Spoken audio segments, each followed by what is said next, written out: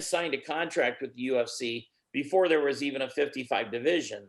So he's fighting at 55, but they sign in at 70 and they just agree to make 55. And they didn't think it was going to go anywhere. They didn't expect, it was very low pay because they didn't expect this weight class was going anywhere. They didn't expect a guy like Jens to come and run the weight class.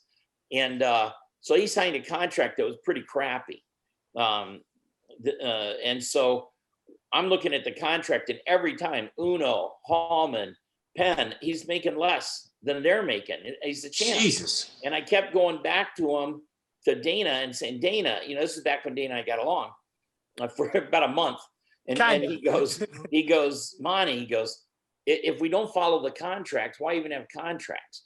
He goes, if just tell him to keep winning. And when he does, we'll take care of him. We love Jens. Well, yeah, they love BJ and the thought of BJ being their champ. But so he beats BJ, and Jens was like, I'll fight. He goes, bring on BJ. He goes, I don't care. He goes, there's no one can beat me at this weight. And come to find out, he's really a 35er, fighting 55, to be honest.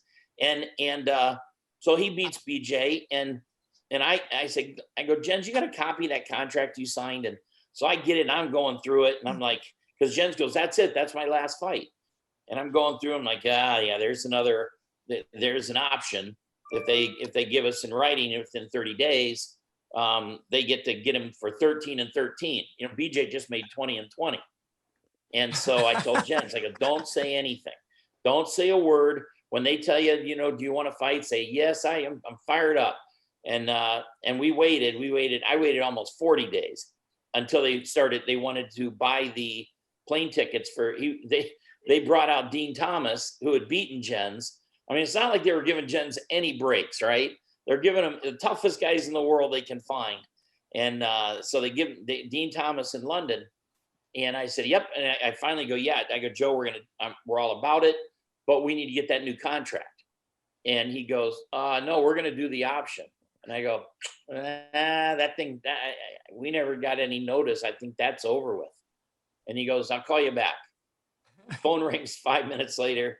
You motherfucker, you'll never work in this town again. You then blah, blah. And I go, Dana, how you doing? And he's, you knew this, you knew how this was going to go, blah, blah. And I go, Dana, if we don't follow the contracts, why even have contracts? He liked that, didn't he? Yeah, he liked that. Not as much as me hanging up on him. I guess that's his pet peeve. I had to go to Matt Hume because Matt Hume was the most hated guy by Dana at that time.